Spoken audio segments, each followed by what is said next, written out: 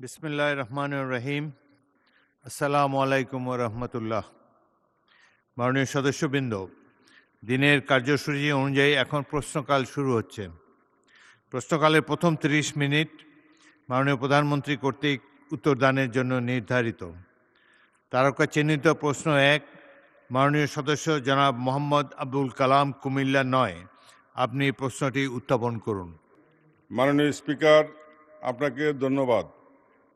মাননীয় স্পিকার, মাননীয় প্রধানমন্ত্রী কর্তৃক উত্তরদানের জন্য আমার তারকা চিহ্নিত প্রশ্ন নং ১ মহান জাতীয় সংসদে উপস্থাপন করছি। মাননীয় প্রধানমন্ত্রী, অনুগ্রহ করিয়া বলিবেন কি, ইহা সত্য কিনা যে সম্প্রতি সময়ে আপনি জেলা প্রশাসক সম্মেলনে দুর্নীতি ও প্রশাসনিক সচ্ছলতার ব্যাপারে কড়া সতর্ক বার্তা সহ জনস্বার্থে অনেকগুলি নির্দেশনা প্রদান করিয়াছেন এবং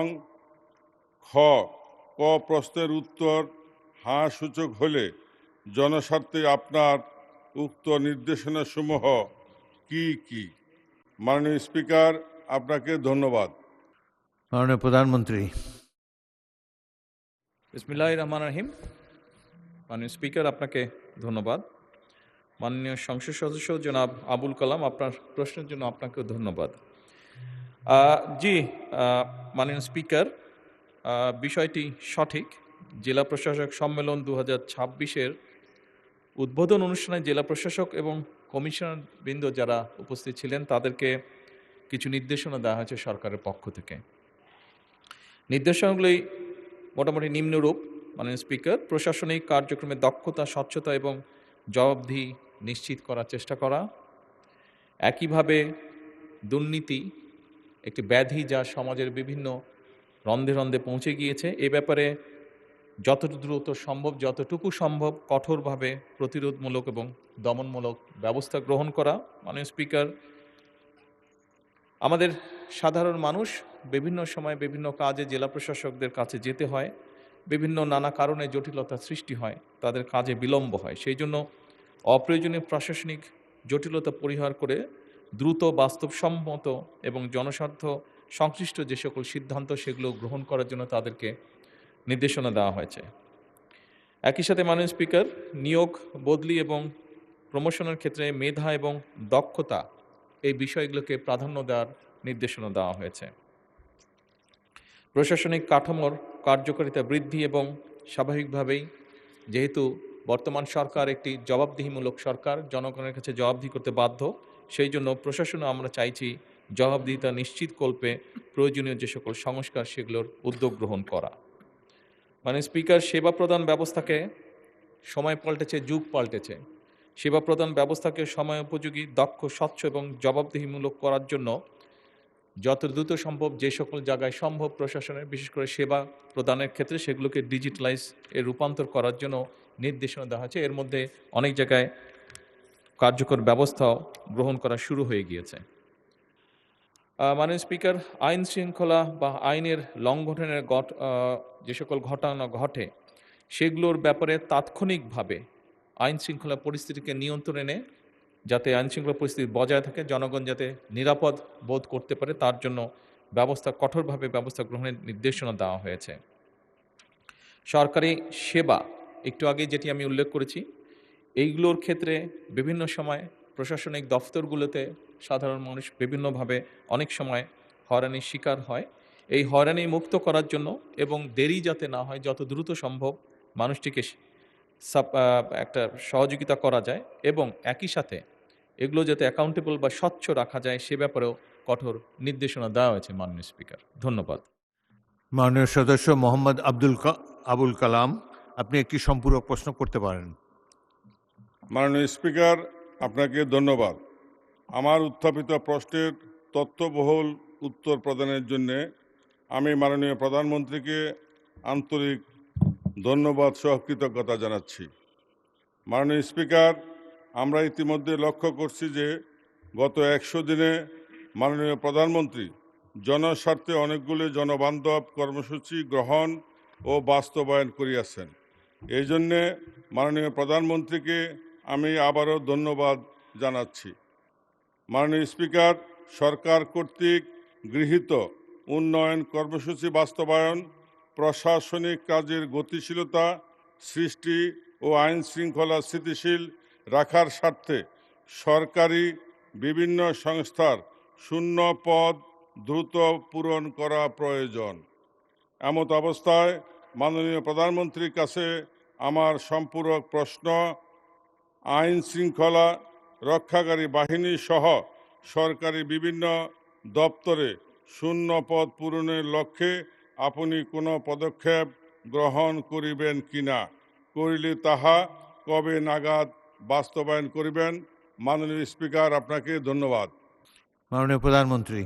মাননীয় স্পিকার, সম্পূরক প্রশ্নের উত্তরে এই মহান সংসদকে আমি এতটুকু জানাতে চাই যে সংসদ সদস্য মাননীয় সংসদ সদস্য যেটি বলেছেন, জি, সরকারের বিভিন্ন জায়গায় বিভিন্ন পদ খালি আছে, যেগুলো সরকারকে আরও গতিশীল করার জন্য, একইভাবে দেশের মানুষকে আরও সহজে সুবিধাজনকভাবে সেবা পৌঁছে দেওয়ার জন্য কতগুলো নিয়োগ গুরুত্বপূর্ণ। সরকার অত্যন্ত গুরুত্বের সাথে এই বিষয়টি পর্যালোচনা করছে এবং যত দ্রুত সম্ভব আমরা এই পোস্টগুলোতে, এই পদগুলোতে নিয়োগ প্রক্রিয়া শুরু করব ইনশাআল্লাহ। ধন্যবাদ। মাননীয় সদস্য মীর আহমদ বিন কাসেম, ঢাকা 14। মাননীয় স্পিকার, আপনাকে ধন্যবাদ। বহুল প্রচিত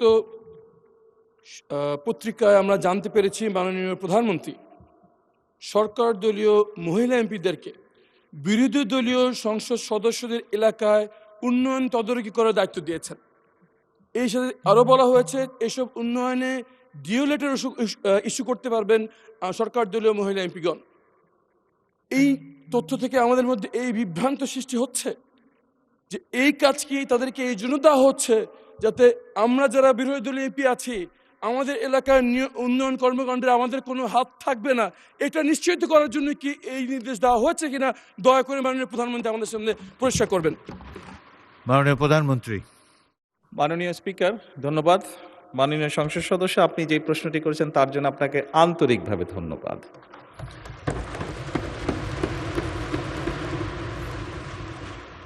আপনি বোধহয় নিশ্চয়ই জানেন যে আমাদের দল থেকে এবং আপনাদের দল থেকে যে সকল নারী সদস্যকে সংসদ সদস্য হিসাবে নির্বাচিত করা হয়েছে কয়েকদিন আগে, সংবিধানে বা আইনে নির্দিষ্টভাবে তাদের কোনো আসন নেই।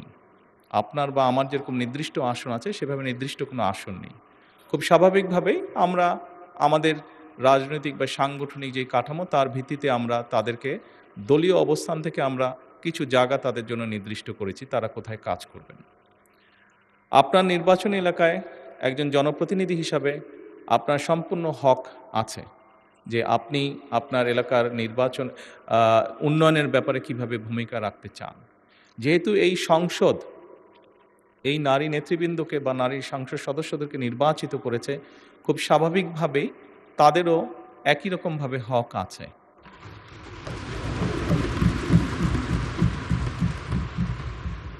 একই রকমভাবে হক আছে তার এলাকার বা তার এলাকার মানুষের জন্য।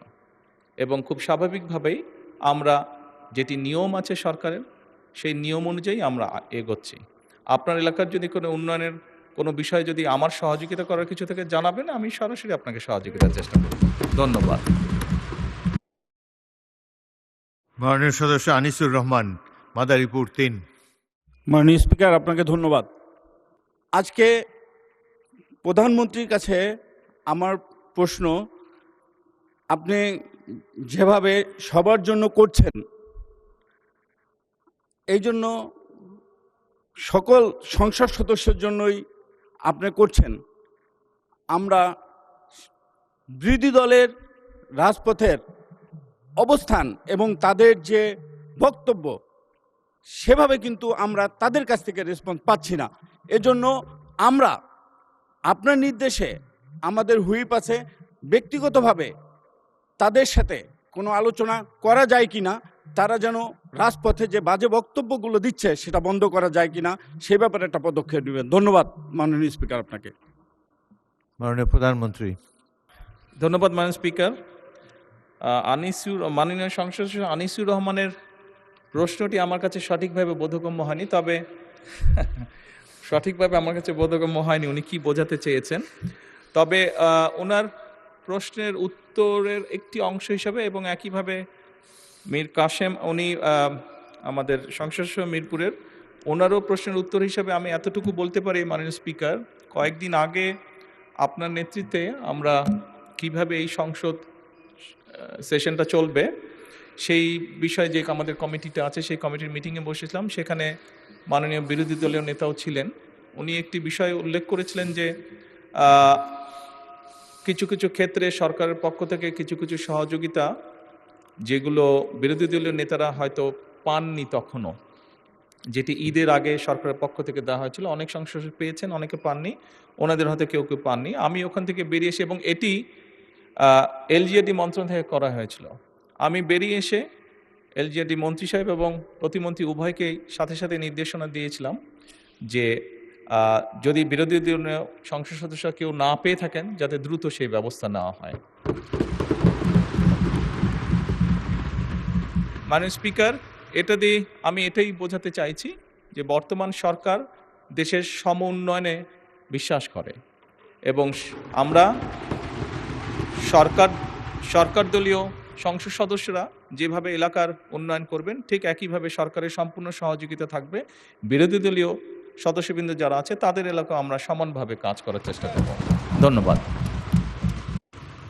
মাননীয় প্রধানমন্ত্রী, মাননীয় সদস্য আনিসুর রহমান জানতে চাচ্ছিলেন যে এইসব উন্নয়ন সহযোগিতা দেওয়ার পরও সরকারি দলের বিরুদ্ধে যেসব প্রচারণা হয় সেগুলো বন্ধ হবে কিনা, এই ব্যাপারে হুইপদের সাথে কোনো আলোচনা করবেন কিনা, এই ধরনের তিনি কথা বলতেছেন। এটা আই থিঙ্ক আমাদের অপেক্ষা করতে হবে, আর সবেমাত্র শুরু হলো, let us wait and see. মাননীয় স্পিকার, এই সরকারটি জনগণের দ্বারা নির্বাচিত একটি সরকার। এই সরকারটি গণতন্ত্রে বিশ্বাসী একটি সরকার। এই সরকারটি জনগণের কাছে জবাবদিহিমূলক একটি সরকার। কাজেই যদি গঠনমূলক কোনো সমালোচনা থাকে অবশ্যই সেটি আমরা গ্রহণ করব এবং সেভাবে আমরা পদক্ষেপ গ্রহণ করব। ধন্যবাদ মাননীয় প্রধানমন্ত্রী। চারকা চিহ্নিত প্রশ্ন 2, মাননীয় সদস্য মোহাম্মদ মোবাশ্বের আলম ভূঁইয়া, কুমিল্লা 10, উত্থাপন করুন। মাননীয় স্পিকার, আপনাকে ধন্যবাদ। মাননীয় প্রধানমন্ত্রী কর্তৃক উত্তরদানের জন্য তারকা চিহ্নিত প্রশ্ন 2 মহান জাতীয় সংসদে উপস্থাপন করছি। মাননীয় প্রধানমন্ত্রী, অনুগ্রহ করিয়া বলিবেন কি বিনিয়োগ বাড়ানোর প্রক্রিয়া সহজ করিবার মাধ্যমে দেশি ও বিদেশি বিনিয়োগকারীদের আকৃষ্ট করিবার লক্ষ্যে আপনার সরকার কোনো পদক্ষেপ গ্রহণ করিয়াছেন কিনা এবং করিলে তাহা কি? মাননীয় স্পিকার, আপনাকে ধন্যবাদ। মাননীয় প্রধানমন্ত্রী। ধন্যবাদ মাননীয় স্পিকার। ধন্যবাদ জনাব মোবাশ্বের আলম ভূঁইয়া, মাননীয় সংসদ সদস্য। আপনি যে প্রশ্নটি করেছেন এই প্রশ্নটি অত্যন্ত গুরুত্বপূর্ণ প্রশ্ন। বিশেষ করে স্বৈরাচারের পতনের পরে আমরা আগেও দেখেছি এবং পতনের পরে আমরা আরও পরিষ্কারভাবে দেখতে পাচ্ছি যে কিভাবে দুর্নীতি এবং অর্থ পাচারের মাধ্যমে দেশের অর্থনীতি ব্যবস্থাকে সম্পূর্ণভাবে ধ্বংস করে দেওয়া হয়েছে। মাননীয় স্পিকার, স্বাভাবিকভাবেই দেশকে গড়ে তুলতে হলে অর্থনৈতিক সুশৃঙ্খলা বা ডিসিপ্লিন ফিরিয়ে আনতে হবে এবং একই সাথে দেশে ব্যবসা বান্ধব একটি পরিস্থিতি বা পরিবেশও গড়ে তুলতে হবে। আগামী কয়েকদিন পরে আমাদের বাজেট আমরা উপস্থাপন করব, এই সরকারের প্রথম বাজেট উপস্থাপিত হবে। সেখানেও আমরা চেষ্টা করেছি দেশে যারা ব্যবসায়ী আছেন তাদেরকে, সেটি বিভিন্ন ধরনের ব্যবসায়ী হতে পারেন, ট্রেডারও হতে পারেন অথবা ইন্ডাস্ট্রিয়ালিস্টও হতে পারেন, যেই হন না কেন প্রত্যেকের জন্য এমন সুবিধা তৈরি করা যেখানে মাননীয় স্পিকার তারা সুন্দরভাবে ব্যবসা করতে পারে, কর্মসংস্থানের ব্যবস্থা করতে পারে। সেইভাবেই আমরা চেষ্টা করছি এবারকার বাজেটটি তৈরি করতে। তারই অংশ হিসেবে মাননীয় স্পিকার, বাংলাদেশ সরকার দেশি ও বিদেশি বিনিয়োগকারীদের আকৃষ্ট করার জন্য বিনিয়োগ প্রক্রিয়াকে সহজকরণ করার জন্য বিভিন্ন পদক্ষেপ গ্রহণ করেছে। এ বিষয়ে মাননীয় স্পিকার, বাণিজ্য মন্ত্রণালয় কর্তৃক কতগুলো ব্যবস্থা গ্রহণ বা পদক্ষেপ গ্রহণ করা হয়েছে।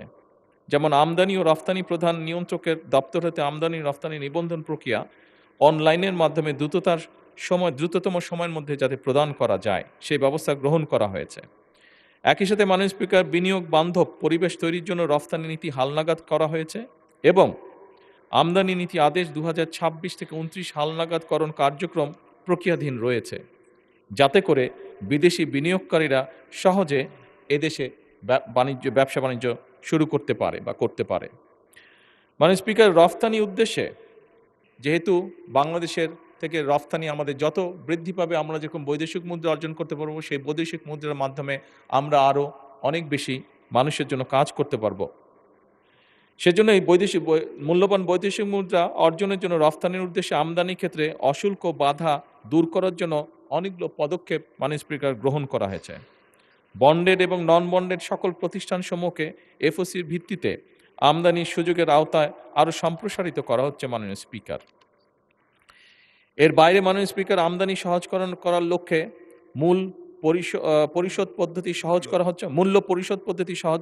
করা হচ্ছে এবং সকল আমদানিকারকদের জন্য সময়সীমা নির্বিশেষে এলসি ব্যতীত চুক্তির মাধ্যমে আমদানির সুযোগও রাখা হচ্ছে মাননীয় স্পিকার।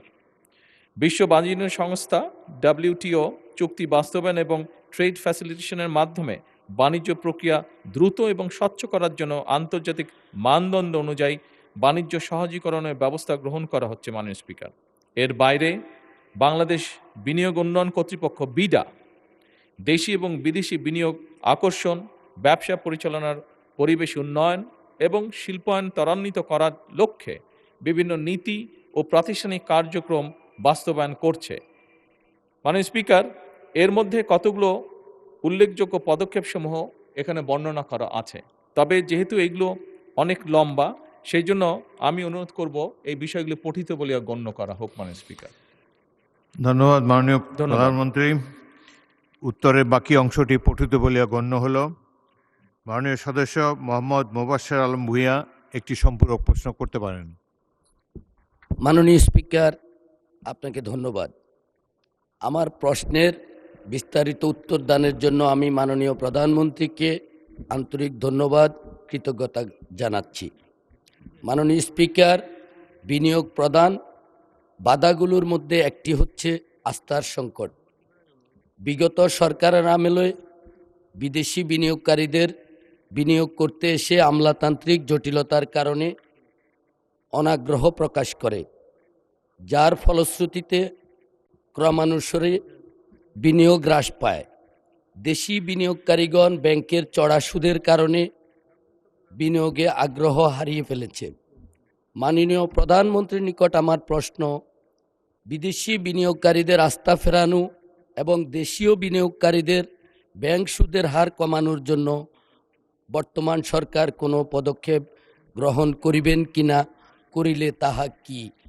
মাননীয় স্পিকার, আপনাকে ধন্যবাদ। মাননীয় প্রধানমন্ত্রী। মাননীয় স্পিকার, ধন্যবাদ। মাননীয় সংসদ সদস্য, আপনাকে ধন্যবাদ। আপনি গুরুত্বপূর্ণ প্রশ্ন করেছেন একটি। আমরা শুধু বিদেশি বিনিয়োগী যে আকর্ষণ করতে চাইছি তা না, একই সাথে আমরা আমাদের দেশীয় বিনিয়োগকারী যারা আছেন তাদেরকেও আমরা উৎসাহিত করতে চাইছি এবং ডিরেগুলেশন একটি পদ্ধতি যার মাধ্যমে আমরা এই কাজটি বাস্তবায়ন করতে যাচ্ছি মাননীয় স্পিকার। এর বাইরেও সুদের হার যেটি বলেছেন, এখানে কতগুলো বিষয় আছে, এই বিষয়গুলো পর্যালোচনা করা হচ্ছে। যদি সম্ভব হয়, অর্থনৈতিক বিভিন্ন সমীকরণ আছে, এই বিষয়গুলো যদি দেখা যায় যে এটি সাহায্য করবে বিনিয়োগ বৃদ্ধি করার ক্ষেত্রে, সেক্ষেত্রে আমরা এটি হয়তো সরকার গ্রহণ করবে। এখনও এই ব্যাপারে কোনো কনফার্ম কোনো সিদ্ধান্ত হয়নি মাননীয় স্পিকার। এবং একই সাথে মাননীয় সংসদ সদস্য, আপনাকে বলবো, আপনি যদি যেই ডিটেইল উত্তরগুলো এখানে আছে আপনার সামনে লিখিত অবস্থা আছে, আপনি যদি ওগুলো সবগুলো গো থ্রু করেন তাহলে আপনি সম্পূর্ণভাবে আপনার প্রশ্নের উত্তরগুলো পেয়ে যাবেন। ধন্যবাদ মাননীয় স্পিকার। মাননীয় সদস্য বেগম সাবিকুন নাহার একটি প্রশ্ন করতে পারেন। মাননীয় স্পিকার, আপনাকে ধন্যবাদ আমাকে সুযোগ দেওয়ার জন্য। আমার সম্পূরক প্রশ্নটি আগের প্রশ্নের সাথে রিলেটেড। আমরা জানি যে বর্তমানে অর্থনৈতিক কাঠামো, দেশের অর্থনৈতিক অবস্থাটা ভেঙে পড়েছে। দেশে কর্মসংস্থান, উৎপাদন ও বিনিয়োগে স্থবিরতা বিরাজ করছে। মুদ্রাস্ফীতি নিয়ন্ত্রণে উচ্চ সুদের হার নীতির প্রভাব পড়তে শুরু করেছে বিনিয়োগ ও কর্মসংস্থানে।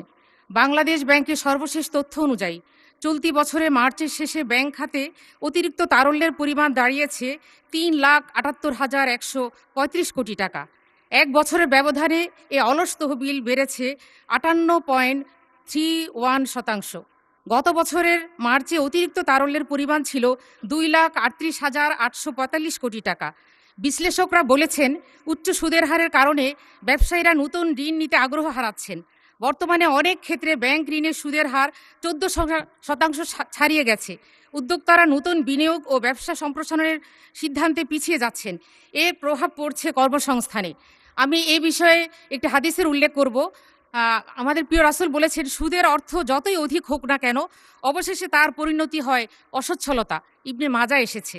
তো আমি এই অবস্থা নিরসনে মাননীয় প্রধানমন্ত্রীর কাছে কি পদক্ষেপ নিয়েছেন সে ব্যাপারে দৃষ্টি আকর্ষণ করছি। আসসালামু আলাইকুম।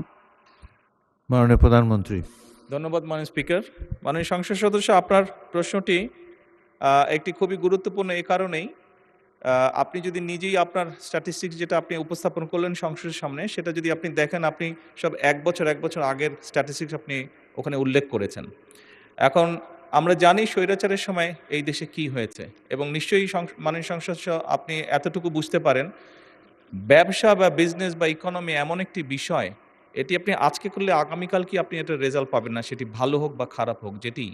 সেই জন্য এটি আপনি যেমন খারাপ পলিসির কারণে এটার স্পিল ওভার ইফেক্ট যেরকম আস্তে আস্তে আমাদের কাঁধে এসে পড়েছে, ঠিক একইভাবে এই জিনিসগুলোকে কারেক্ট করে নিয়ে আমরা যেই বর্তমান সরকার যেই পদক্ষেপগুলো নিচ্ছে, এটার স্পিল ওভার ইফেক্ট বা এটার একটা পজিটিভ রেজাল্ট পেতেও মাননীয় সংসদ সদস্য কিছু সময় আমাদের জন্য অপেক্ষা করতে হবে। সব সময় সুদের হার কমালেই যে বেনিফিট পাওয়া যাবে তা নয়। আমি একটু আগে, আপনি নিশ্চয়ই খেয়াল করেছেন যে একটু আগে আমি বলেছি যে এই বিষয়টি নিয়ে আমরা পর্যালোচনা করছি। যদি ক্ষেত্র বিশেষে দেখা যায় যে সুদের হার কমালে বেনিফিট পাবেন ব্যবসায়ীরা, দেশের অর্থনীতি বেনিফিট পাবেন, তাহলে নিশ্চয়ই আমরা সেটি করব। তবে এখানে আপনি বাংলাদেশ ব্যাংকের স্ট্যাটিস্টিক্সগুলো পড়লেন, কিন্তু সেখানে বোধহয় যদি আপনি আরেকটি তথ্য উল্লেখ করতেন তাহলে বোধহয় ভালো হতো। নিশ্চয়ই আপনি পত্রিকায় দেখেছেন, আপনি তো রিসার্চ করে এসেছেন, যেভাবে আপনি পড়লেন তাতে বোঝা গেল বাংলাদেশ ব্যাংক যে 60,000 কোটি টাকার একটি ফান্ড তৈরি করেছে, যে বিভিন্ন শিল্প যারা বিভিন্নভাবে সমস্যার সম্মুখীন হচ্ছে, তা যাদের এর মধ্যে যাদের ক্রেডিবিলিটি আছে, সঠিকভাবে যাদের ক্রেডিবিলিটি আছে, যারা সত্যিকারভাবে ব্যবসায় 9% সুদে তাদেরকে ইন্টারেস্ট রেটে তাদেরকে সহযোগিতা করা হবে। এইটি কেন আপনার দৃষ্টি এড়িয়ে গেল বুঝলাম না, কারণ এটি তো বাংলাদেশ বর্তমান,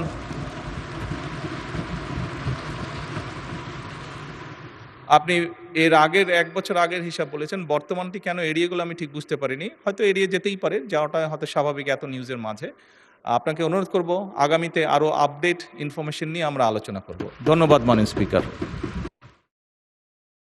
বেগম জহরত আদিব চৌধুরী, মহিলা, আসন 27। ধন্যবাদ মাননীয় স্পিকার। আলহামদুলিল্লাহ, এবং দলের নেতৃবৃন্দকে ধন্যবাদ জানাচ্ছি আজকে মহান সংসদে প্রশ্ন করার সুযোগ পেয়ে। প্রধানমন্ত্রীকে অনেক ধন্যবাদ যে আমাদের দেশি বিদেশি বিনিয়োগ বাড়ানোর জন্য সরকার যে সময়োপযোগী, কার্যকরী এবং খুব কনস্ট্রাকটিভ ইম্প্যাক্টফুল অ্যাকশন প্ল্যান নেওয়ার জন্য। আমরা দেখেছি ফ্যাসিস্ট সরকারের আমলের ভুল নীতি এবং করাপশন এর জন্য তারা যে কাজটা করেছিল এর ইম্প্যাক্ট আংটাডের রিপোর্টে এসেছে, যে 2019 থেকে 2024 সালের রিপোর্টে এসেছে বাংলাদেশে পার ক্যাপিটা ফরেন এফডিআই অ্যাট্রাক্ট করেছে মাত্র $9, যেখানে কম্বোডিয়ার মতো কান্ট্রি করেছে $225, ভিয়েতনাম করেছে $175। সো আমরা অবশ্যই অনেক পিছিয়ে আছে আমাদের নেইবারিং কান্ট্রি থেকে। তবে আমি মনে করি যে প্রফিট রিপার্টিশন, যেরকম বিদেশি বিনিয়োগের জন্য ডিসিশন নেওয়া হয়েছে, এই ধরনের একদম পারফেক্ট এক্সাম্পলস যে রিজনের জন্য ফরেন এফডিআই আমরা এতদিন ধরে অ্যাট্রাক্ট করতে পারি না, এই ধরনের প্রবলেমগুলো সলভ হবে। আমার সম্পূরক প্রশ্ন হচ্ছে যে আমরা যেহেতু অনেক পিছিয়ে আছে, এটাকে ফাস্ট ফরওয়ার্ড করার জন্য আমরা ফরেন ইনভেস্টরদেরকে আরও কনসালটেটিভ অ্যাডভাইজারি কাউন্সিলে প্রতিষ্ঠা করতে পারি কিনা। আমরা দেখেছি উজবেকিস্তান, গ্রিস, পাকিস্তান, এরকম বিভিন্ন দেশ আমাদের মতো ব্যাকগ্রাউন্ডের ইকোনমিক চ্যালেঞ্জকে মধ্যে থেকে ওরা এফডিআই অ্যাট্রাক্ট করার জন্য এই ধরনের ফরেন ইনভেস্টর কাউন্সিল প্রতিষ্ঠা করেছে, যেটার মাধ্যমে তারা ইমিডিয়েটলি দেখেছে যে কনসালটেশনের থ্রুতে এফডিআই এর বাড়ানোটা খুব দ্রুত বেগ পেয়েছে। তো মাননীয় প্রধানমন্ত্রীর কাছে যেহেতু ওনারা অনেক খুবই কনস্ট্রাকটিভ প্রশ্ন করুন প্লিজ। তো আমার প্রশ্ন হচ্ছে এই ধরনের কোনো কাউন্সিল প্রতিষ্ঠা করার প্ল্যান আছে কিনা। মাননীয় প্রধানমন্ত্রী। ধন্যবাদ মাননীয় স্পিকার। মাননীয় সংসদ সদস্য, আপনাকেও ধন্যবাদ। আপনি আপনার প্রশ্নের 25 বা 30% উত্তর আপনার প্রশ্নের মধ্যেই আছে। আপনি বলেই দিয়েছেন আমরা ফরেন যে প্রফিট যেটা সেটা রেপুটেশনের ব্যবস্থাটা আমরা করেছি। প্রথমত এটা একটা যেটা উৎসাহিত করবে, কারণ বিদেশি বিনিয়োগকারীদের আগে যারা এসছে তাদের মধ্যে একটি বিষয় ছিল যে সে যদি তার লাভ্যাংশ নিতে না পারে তাহলে কেন সে এখানে ইনভেস্ট করবে। যেই সমস্যাটা আমরা আইনের মাধ্যমে যেটিকে আমরা সমাধান করেছি। এর বাইরে আপনি মূল যেটি জানতে চাইলেন, অলরেডি 3-4 দিন আগে মিটিংটা বোধহয় পরশু দিন কি তার আগে, হ্যাঁ গত পরশু দিনের আগের দিন আমরা যেই মিটিংটা করেছি সেখানে মিটিংয়ে আমরা এরই মধ্যে সিদ্ধান্ত নিয়েছি যে বিদেশ থেকে, সেটি কোনো বাংলাদেশি হোক অথবা কোনো বিদেশি হোক নাগরিক, আপনি যেটা কনসালটেন্ট বলেছেন, কনসালটেন্ট না করে ব্যাপারটা আমরা ওপেন রেখেছি, তারা যদি বিদেশি ইনভেস্টমেন্ট দেশে নিয়ে আসতে পারে তাহলে আমরা তাদেরকে 1.5 যে পরিমাণ ইনভেস্টমেন্ট তারা নিয়ে আসবে 1.5% তাদেরকে আমরা কনসালটেন্ট ফি বা কমিশন যেভাবেই আপনি বলুন না কেন সেটা আমরা তাদেরকে দিব, ইনসেন্টিভ তাদেরকে আমরা দিব। এইটার ফলে আমরা আশা করছি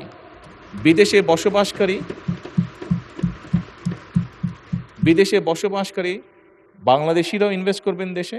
এর বাইরে যোগ্য যারা আছেন, যাদের সেই মেধা আছে, যোগ্যতা আছে, এরকম অনেক বাংলাদেশি আছেন যাদের আমাদের ডায়াসপোরা যেটি আছে বাংলাদেশি, মাননীয় স্পিকার, সেই ডায়াসপোরার মধ্যে যারা আছেন যোগ্য ক্যাপেবল, তারা নিশ্চয়ই অ্যাট্রাক্ট করতে সক্ষম হবেন বিদেশি ইনভেস্টরদেরকে। এবং এর মাধ্যমেই আমরা পরিকল্পনা গ্রহণ করেছি দেশে বৈদেশিক বিনিয়োগের পরিমাণ বাড়ানোর জন্য। মাননীয় স্পিকার, ধন্যবাদ।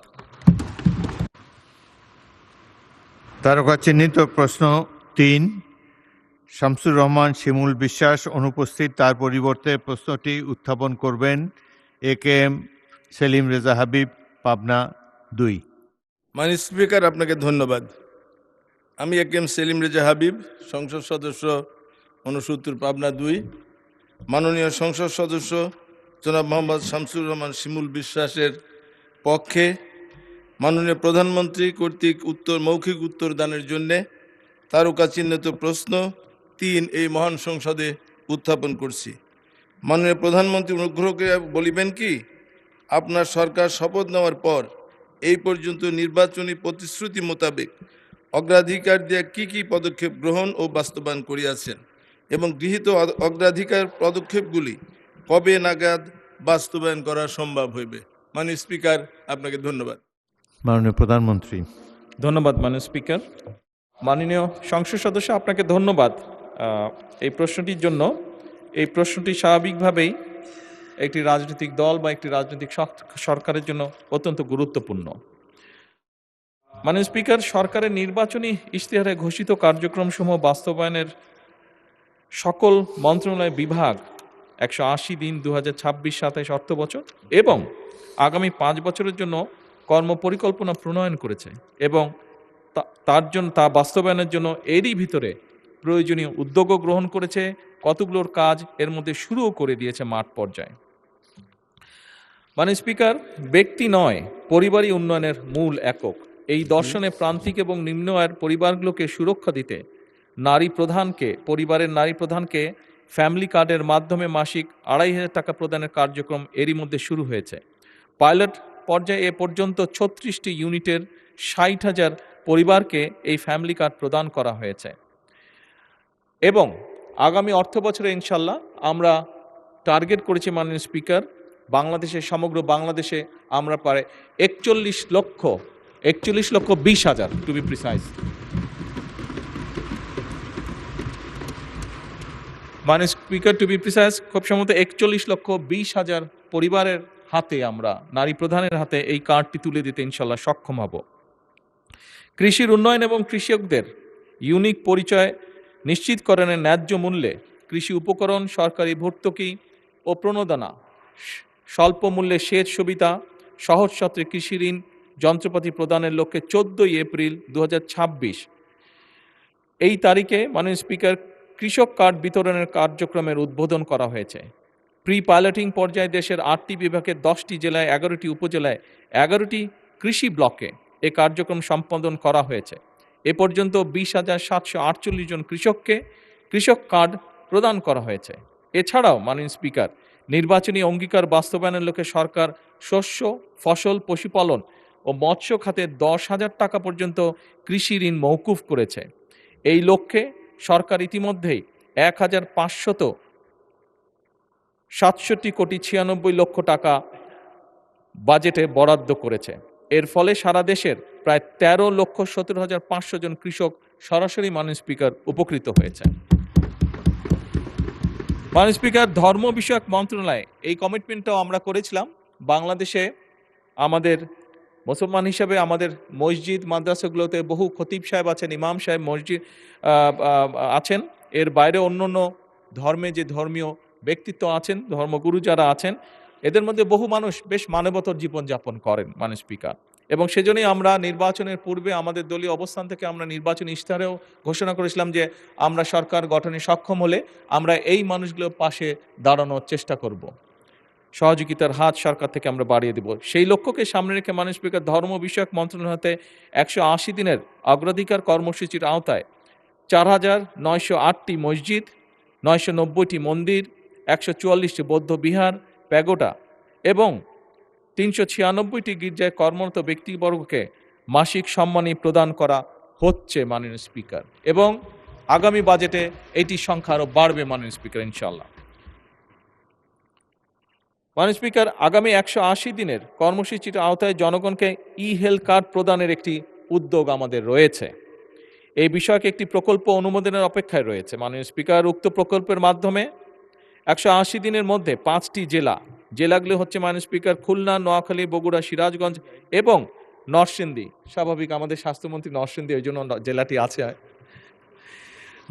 জনসাধারণকে হেলথ কার্ডের মাধ্যমে চিকিৎসা সেবা প্রদানের কার্যক্রম শুরু করা হবে মাননীয় স্পিকার ইনশাআল্লাহ। এই health card electronic patient referral system এবং ইলেকট্রনিক পেশেন্ট ম্যানেজমেন্ট সিস্টেমের সাথে সংযুক্ত থাকবে। সরকারের 180 দিনের কর্মসূচির আওতায় খাল খনন পুনর্খনন কর্মসূচি গত 16ই মার্চ 2026 হতে এরই ভিতরে শুরু হয়েছে মাননীয় স্পিকার। বর্ষার কারণে অনেকগুলো খাল খনন কর্মসূচি বা পুনর্খনন কর্মসূচি আপাতত পর্যায়ক্রমিকভাবে স্থগিত রাখা হচ্ছে। মাননীয় স্পিকার, 31শে মে 2026 পর্যন্ত পানি সম্পদ মন্ত্রণালয়, স্থানীয় সরকার বিভাগ, কৃষি মন্ত্রণালয় এবং দুর্যোগ ব্যবস্থাপনা ও ত্রাণ মন্ত্রণালয় কর্তৃক 666টি খাল পুনর্খনন কার্যক্রম চলমান। উল্লেখ, খাল পুনর্খনন খালের মোট দৈর্ঘ্য যেগুলো হয়ে গেছে মোটামুটিভাবে মাননীয় স্পিকার, সেগুলো প্রায় 965 কিলোমিটার। মাননীয় স্পিকার, একটু আগে বেশ ঝমঝম করে বৃষ্টি হয়েছে। ছোটবেলায় আমি ক্যান্টনমেন্টে ছিলাম, আপনিও আমার ধারে কাছে ছিলেন মাননীয় স্পিকার। আমার মনে আছে তখন যখন বৃষ্টি হতো, আমরা যখন স্কুলে পড়তাম, একসাথে 5-7 দিন ধরে বৃষ্টি হতো। বিশেষ করে ক্যান্টনমেন্ট এলাকায় যেহেতু অনেক গাছে ছিল, সেখানে বোধহয় একটু বেশিও হতো খুব সম্ভবত। মাননীয় স্পিকার, আমরা খেয়াল করেছি হঠাৎ করে, আমি অনেকদিন পরে দেশে এসেছি, বাট এসে আমার খুব নজরে পড়েছে বৃষ্টির পরিমাণ বোধহয় দেশে অনেক কমে গিয়েছে মাননীয় স্পিকার। কিছুক্ষণ আগে 20-25 মিনিটের মতন বৃষ্টি হয়েছে, বাট এরকম বর্ষাকালে আগে যখন বৃষ্টি হতো একসাথে 3-4 দিন 5-7 দিন বৃষ্টি হতো। মাননীয় স্পিকার, যেভাবে গাছ কাটা হয়েছে সমগ্র বাংলাদেশে, এইটার একটি বিরূপ প্রভাব আমাদের আবহাওয়ার উপরে পড়েছে এবং সেজন্যই এবং একই সাথে এত গাছ কাটার ফলে দেশে বিভিন্ন রকম যান্ত্রিক যে মেশিন, গাড়ি ঘোড়া এগুলো চলার ফলে এবং বিল্ডিংগুলো উঠার ফলে মাননীয় স্পিকার টেম্পারেচারও বেড়ে গিয়েছে। এই সকল কিছু বিবেচনা করে 5 বছরে এই টেম্পারেচারটাকে যদি কমানো যায়, একই সাথে বৃষ্টির পরিমাণ যদি বাড়ানো যায়, একই সাথে পলিউশন দূর করা যায়, সেই লক্ষ্যকে সামনে রেখে মাননীয় স্পিকার 5 বছরে 25 কোটি বৃক্ষরোপণ এবং সবুজ কর্মসংস্থান সৃষ্টির লক্ষ্যে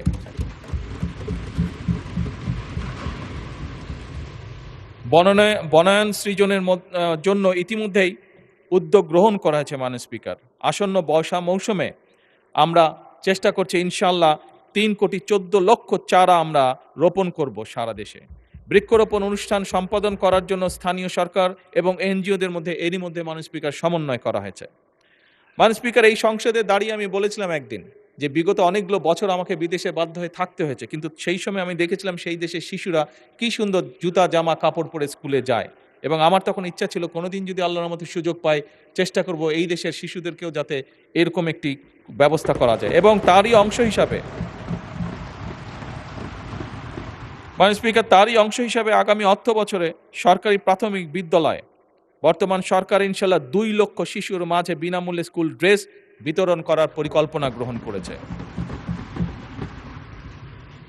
এছাড়াও বিভিন্ন স্কুলে পর্যায়ক্রমিকভাবে ওয়ান টিচার ওয়ান ট্যাব পরিকল্পনা বাস্তবায়নের কাজ শুরু হয়েছে মাননীয় স্পিকার। এবং শুধু স্কুল ড্রেস নয়, স্কুল ড্রেসের সাথে বাচ্চারা যে তাদের খাতা কলম বই নিবে তার জন্য আমরা একটি ব্যাকপ্যাকও তাদেরকে দিব, যেই ব্যাকপ্যাকটি সম্পূর্ণভাবে তৈরি হবে বাংলাদেশে, এবং একসময় যে বাংলাদেশের সোনালী আঁশ পাট বলতে আমরা যেটিকে জানি, সেই পাট দিয়ে এই ব্যাগ তৈরি করা হবে মাননীয় স্পিকার।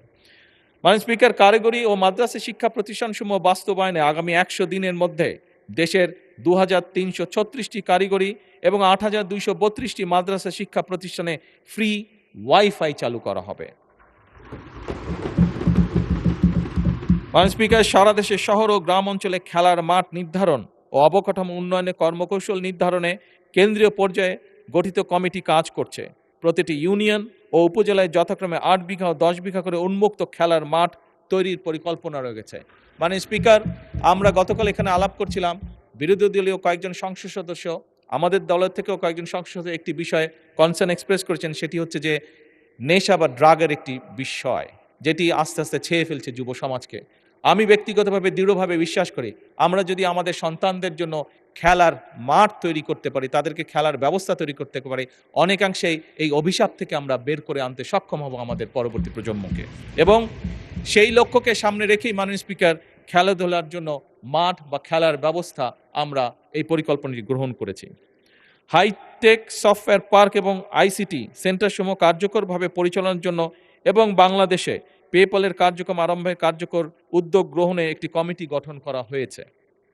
নির্বাচনী ইশতেহারকে প্রাধান্য দিয়ে বেতন কাঠামোর আওতায় জাতীয় ক্রীড়াবিদদের জন্য ক্রীড়া ভাতা এরই ভিতরে চালু করা হয়েছে মাননীয় স্পিকার। প্রাথমিকভাবে 500 জন ক্রীড়াবিদকে এই ভাতার আওতায় আনার পরিকল্পনা নেওয়া হয়েছে। এর মধ্যে মাননীয় স্পিকার 300 জন ক্রীড়াবিদকে অলরেডি ভাতা প্রদান করা হয়েছে। এছাড়াও 325 জন ক্রীড়াবিদকে ক্রীড়া কার্ড প্রদান করা হয়েছে মাননীয় স্পিকার। মাননীয় স্পিকার, ল্যাঙ্গুয়েজ স্টুডেন্ট ভিসায় বিদ্যমান জামানতবিহীন ঋণ সীমা যা আগে ছিল 3 লক্ষ টাকা, সেটিকে বাড়ানো হয়েছে এবং সেটি এখন 3 লক্ষ থেকে 10 লক্ষ টাকায় উত্তীর্ণ করা হয়েছে। জাপানগামী শিক্ষার্থীদের জন্য ভিসা প্রাপ্তির পূর্বেই সার্টিফিকেট অফ এলিজিবিলিটির ভিত্তিতে এই ঋণ প্রদান সহজীকরণ করা হয়েছে। 2030 সালের মধ্যে 20% নবায়নযোগ্য বিদ্যুৎ উৎপাদনের লক্ষ্যে ইতিমধ্যে জাতীয় রুফটপ সোলার কর্মসূচি এবং নেট মিটারিংয়ের মাধ্যমে মোট 35 মেগাওয়াট বিদ্যুৎ জাতীয় গ্রিডে সংযুক্ত হয়েছে এবং এটিকে 2030 সালের মধ্যে মাননীয় স্পিকার, যে সোলারের যে বিদ্যুৎ, এটিকে 30 সালের মধ্যে আমরা মিনিমাম 5000 মেগাওয়াটে নিয়ে যেতে চাই। মাননীয় স্পিকার, সরকার 5 লক্ষ সরকারি কর্মচারী নিয়োগের সিদ্ধান্ত, যা একটু আগে আমরা আলোচনা করেছি একজন সংসদীয় প্রশ্নের পরিপ্রেক্ষিতে, কম বেশি গ্রহণ করেছে। ইতিমধ্যেই শুধুমাত্র জনপ্রশাসন মন্ত্রণালয় অধীনস্থ দপ্তর এবং সংস্থাসমূহে শূন্য পদের বিপরীতে 2879 জন মানুষকে নিয়োগের কার্যক্রম চলমান রয়েছে। 12 থেকে 14 বছরের শিশু কিশোরদের ক্রীড়া প্রতিভা অন্বেষণে যুব ক্রীড়া মন্ত্রণালয়ের উদ্যোগে নতুন করে স্পোর্টস 2026-এর কার্যক্রম গত 2রা মে তারিখে উদ্বোধন করা হয়েছে। এতে football, cricket, kabaddi, athletics, badminton, দাবা, সাঁতার ও মার্শাল আর্ট সহ মোট 8টি খেলা মাননীয় স্পিকার অন্তর্ভুক্ত করা হয়েছে। এটিও মাননীয় স্পিকার, যেই নেশা বা ড্রাগের যেই সমস্যাটির কথাটি বা বিষয়টি আমরা এখানে আলোচনা করেছি, সেই অভিশাপ থেকে মুক্ত করার জন্যই এই পরিকল্পনা গ্রহণ করা হয়েছে। মাননীয় স্পিকার, আপনাকে আন্তরিকভাবে ধন্যবাদ। মাননীয় সদস্যবৃন্দ, মাননীয় প্রধানমন্ত্রীর জন্য নির্ধারিত প্রশ্ন জিজ্ঞাসা ও উত্তর পর্ব এখানেই শেষ হলো।